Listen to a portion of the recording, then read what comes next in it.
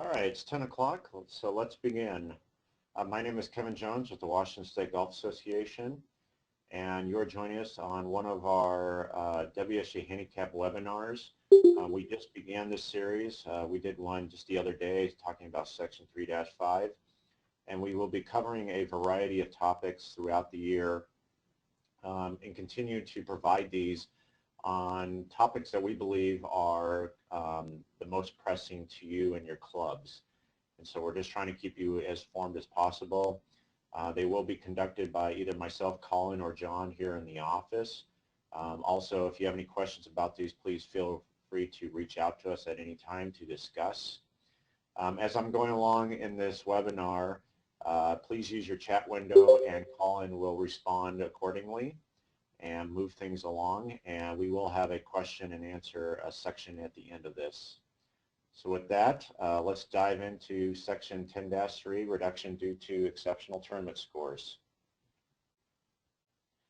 So some key points to Section 10-3. This section is probably the most, lack for a better word, a lot of myths behind it, the most disturbing for people. Not to say the least that we get some pretty interesting phone calls here saying what in the world happened. And so we're going to kind of talk through how that works, why it's there, and hopefully understand that there are no myths behind it, and it really is a great system in the long run. So for the first thing we want to point out is that the R stands for reduction. There is this some myth out there that it stands for restricted or any other word, and that's just not the case. It does stand for reduction or reduced. It comes right out of the book, and we would appreciate your assistance with us getting this myth out of the marketplace, because for some reason everybody who approaches us says, why was my handicap restricted? Well, it wasn't. It was reduced. So please understand we're trying to get the terminology correct out there because for some reason it has changed. Next, the key thing about Section 10-3 is that the system is evaluating your potential. Now, handicapping is always about potential, is never about averages, and that the system is evaluating your potential against tournament competitions versus your normal playing record, which is covered in Section 10-2. This is important because keep in mind that when people compete in tournaments, usually you're in a different frame of mind. You are in competitive mode. You're taking every stroke seriously, you're grinding out every putt, and you're trying to score as low as possible. Versus when you play your normal game with your buddies, you're probably not in that similar mindset. While you are trying as hard as you can, there is a difference between the two. And so when you're trying as hard as you can to shoot as low as you can, the system is trying to figure out, well, if you can play under those certain circumstances, your potential actually may be lower than the system is actually accounting for, and that is why 10-3 was implemented in the first place. And lastly, the R will only form if you play further away from your potential. So if you establish that you can play really well under tournament competitions, the R will only come into effect if you start shooting scores that are further and further during your normal play, further and further from that potential. As long as you stay within a normal range of it, the R will never come into effect, and we'll explain that as we get into the formula today. And then lastly, the T-scores last a full calendar year on your record, or if it lasts on your last 20. For most people, they play enough golf that more than 20 rounds a year. So in this case, the T-score will last a full calendar year only for the purposes of calculating 10-3. And most R's we see form in the beginning of a new golf season, and that's simply because we have an off season here. We have a winter, just like this last winter. It was ugly, it was wet, and for a lot of people, golf clubs go into the closet and they don't come out until the weather improves. And so what unfortunately happens is that there's a lot of rust in our golf swings when we start the new season, which means that our scores usually start out higher and then eventually kind of level off to what we normally play during the middle of summer. So as we talked about before, we're shooting further away from that potential where you may have had a low T-score from the prior year and you're not able to play to that, and so the R may come effective early in the golf season and eventually go away by mid-season. So, how is 10-3 actually formulated? So here's how the system works.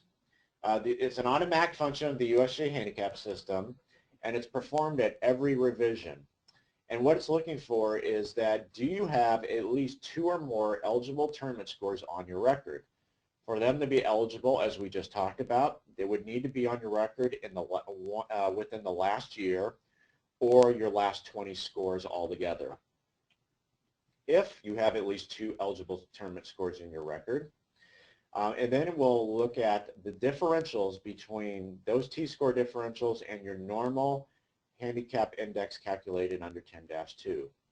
If those 2 scores are at least 3-point strokes or higher compared to your 10-2, so let's say your 10-2 was a 10.2 and you had 2 T-score differentials that were 7.0, that would be a difference of 3.2, and section 10-3 would then be implemented. It doesn't mean you'll be reduced, but the system will continue to calculate whether that comes in effect for that player. So just keep in mind those 2 scores have to be a greater distance of 3-4 or more against your 10-2 section, and that's to the low side. So if you do have that, the next thing that happens is it takes those 2 lowest T-score differentials and then averages them. And then what happens is that you round those to the nearest tenth of a stroke. We now will have this value. And so what we need to do now is take this value, this number, and then we need to understand how many strokes, how many T-scores we actually have in our playing record that are eligible, once again within the last year or your last 20. And that is all applied to the handicap 10-3 handicap reduction table that is on page 83 of your handicap system manual. So once again, you look at this, your last 2 T-score differentials, see if they're greater than 3. You then average those 2 lowest T-score differentials, and then you subtract that from your 10-2 handicap index to give you that number. You also take the amount of T-scores you've had within the last year, and then you apply it to the reduction table. So this is all in plain words. It's spoken out in your handicap manual, but we're going to go through some examples to kind of show this in a more visual way. And then lastly, if the 2 numbers line up on the table, then it will give you a value. If that value will then be the number that you reduce their person's normal 10-2 handicap index to give them their official handicap index for that revision, and then an R will be attached at the end. So here's our example 1.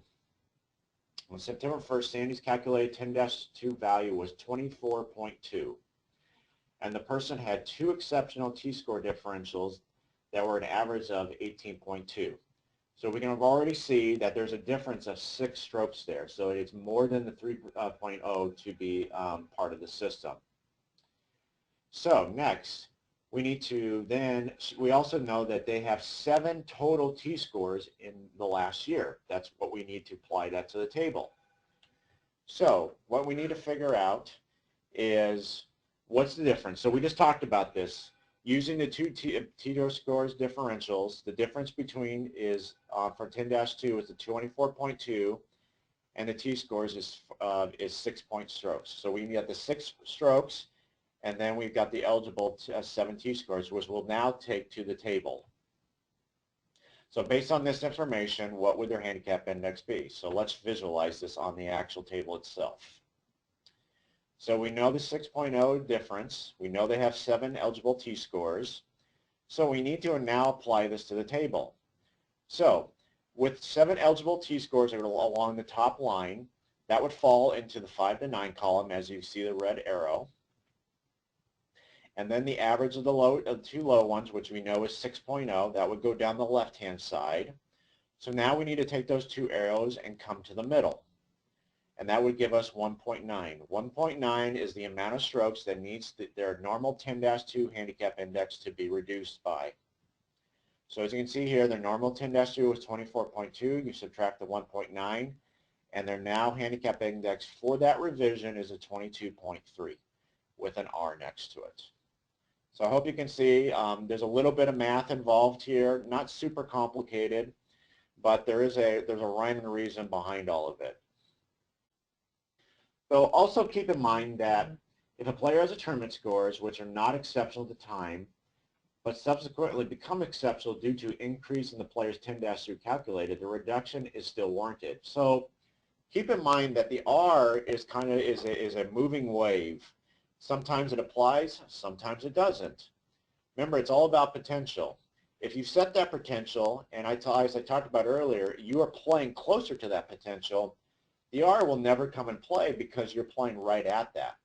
But as you play further and further away from it, maybe the R didn't come into play this time, but maybe because your 10-2 keeps on creeping upward, the R then may come in play at another date.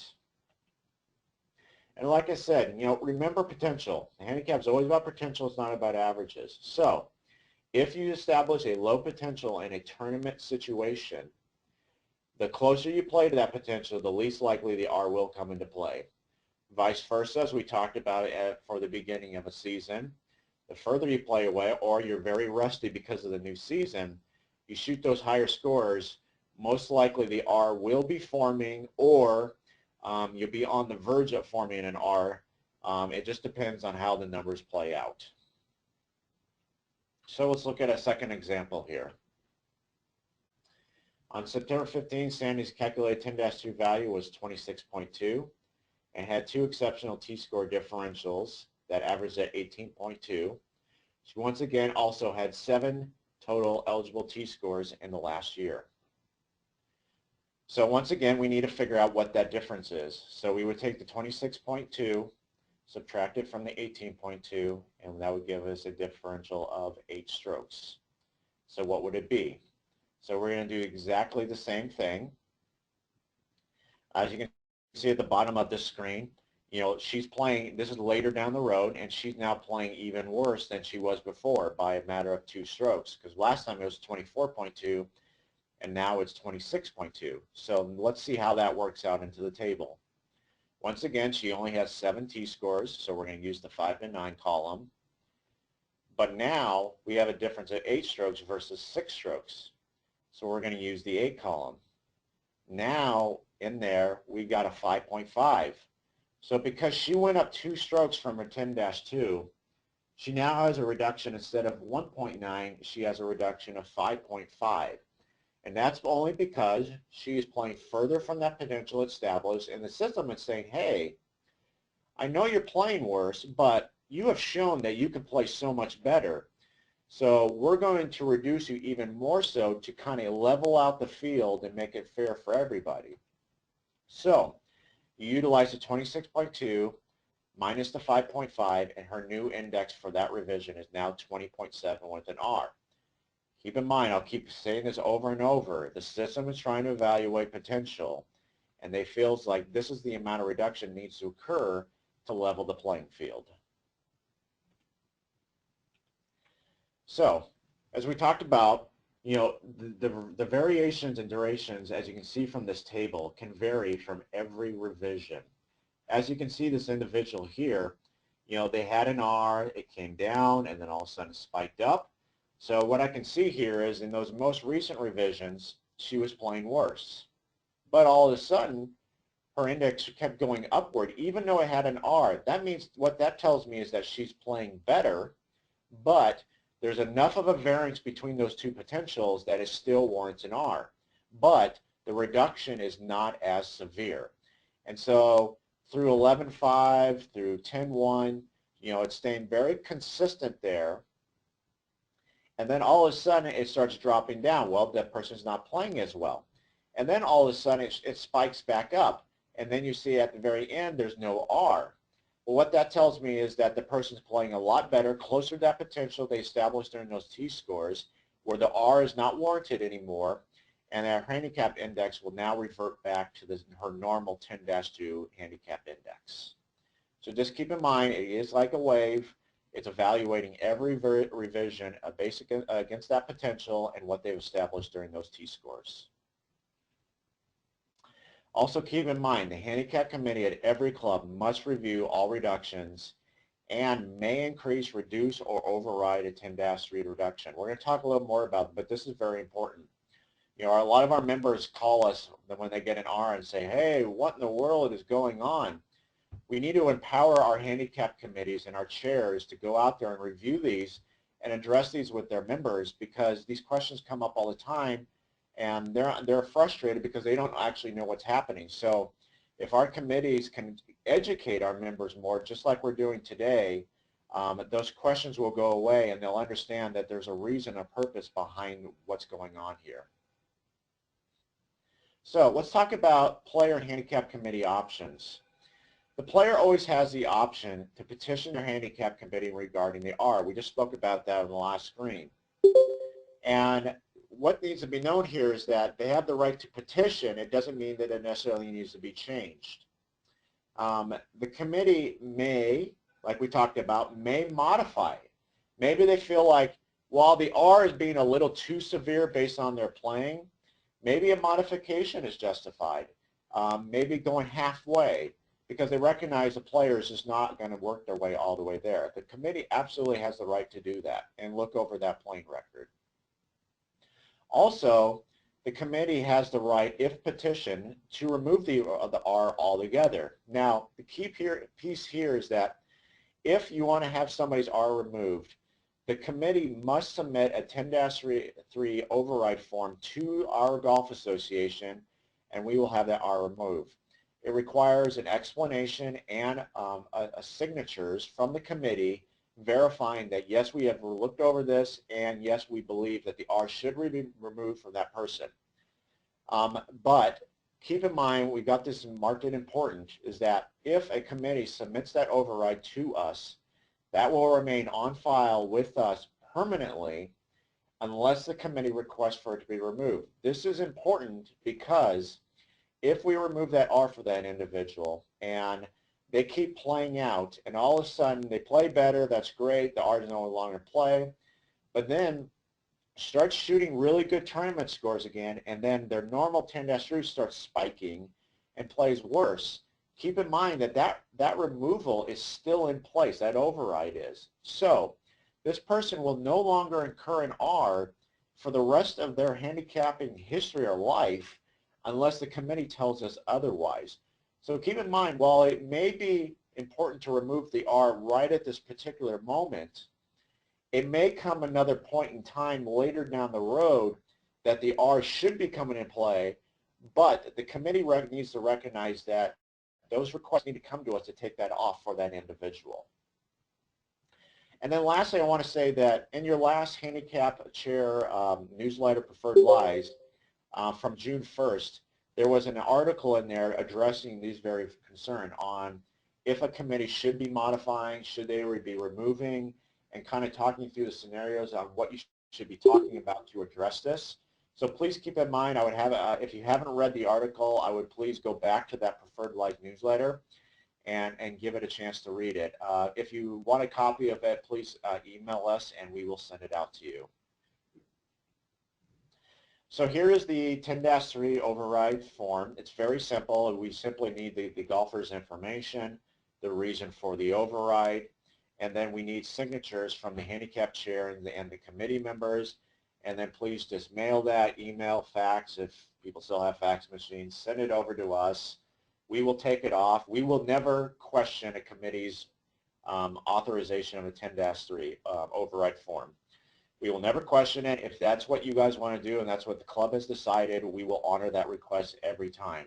We just ask that the club keep in mind that this is permanent and that you keep this on your committee's meetings so that at some point recognizing you may need to remove that for that player and make that request back to us as a WSGA.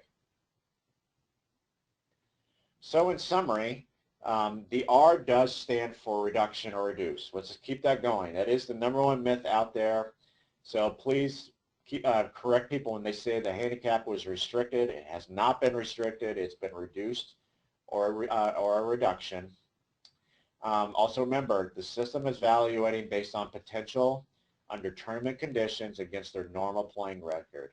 Obviously, the greater the spread or the delta, the greater chance that the R will come and play. The R can come and go up and down like we talked about. It goes in waves. So at one moment they may have an R, one moment they may not. One moment they may have an R and the reduction gets even greater, or maybe it starts shrinking. It all depends on from revision to revision. And then lastly, the player can petition the R at any given time to their handicap committee. And then we asked our handicap committees and chairs to evaluate those Rs on their records after every given revision. Now keep in mind that the R is not that that common of occurrence. We talked to the USGA Handicap Committee Department one day, and there's about 2 million golfers on GIN at any given time. And on every given revision, only about, in the entire country, about 5,500 Rs are in play across the country. So as you can imagine, it is a very small percentage of the population that actually have Rs. But when they do come up, people are kind of wondering what's going on. So we do need to address those when they do happen. So that kind of concludes my conversation. Like we said, we're trying to keep these webinars short and clean to 20 to 30 minutes. All right, everyone, thanks for attending today. And like I said, there's a lot more webinars coming. Please sign up for those on our website. And keep looking for more information to come out through your newsletter. Thanks for everyone for attending today.